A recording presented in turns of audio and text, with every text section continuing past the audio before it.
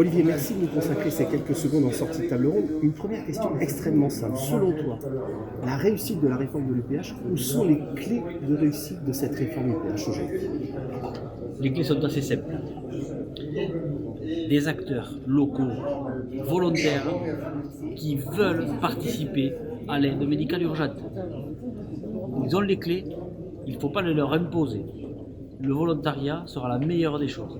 Une coordination locale de qualité avec des ATSU présentes, des ATSU à l'écoute et des ATSU efficaces dans le lien entre les entreprises et le SAMU qui naturellement doit être aussi l'élément clé.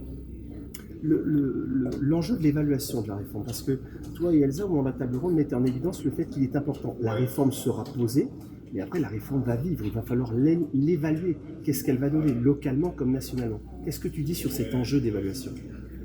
On va déjà avoir les 7 départements préfigurateurs qui, eux, vont nous remonter une information, on va dire fraîche, en fonction des situations. On l'a entendu, les Pyrénées-Orientales, la Gironde, 2 départements totalement différents. Mayenne, Nièvre, Var.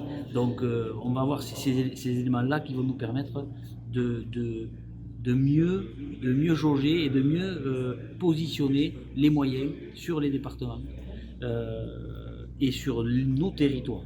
C'est surtout ça. Il y a une dernière chose, un dernier point sur lequel j'aimerais te faire réagir, Olivier. C'est Elsa et c'est Vincent qui le disaient aussi. N'attendez pas tout du simulateur.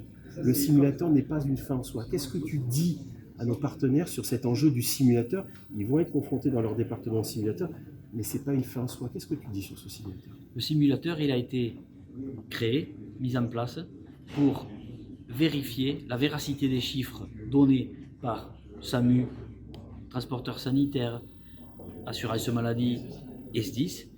Et ce simulateur, il est venu apporter une neutralité pour expliquer que c'était les bons chiffres où il fallait peut-être revoir certaines positions.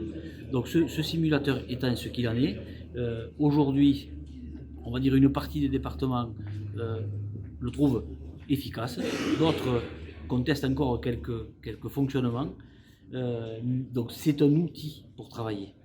Ce n'est pas la solution, c'est l'outil, un des outils. Merci beaucoup Olivier, je te dis à très bientôt, un très bon congrès. Merci.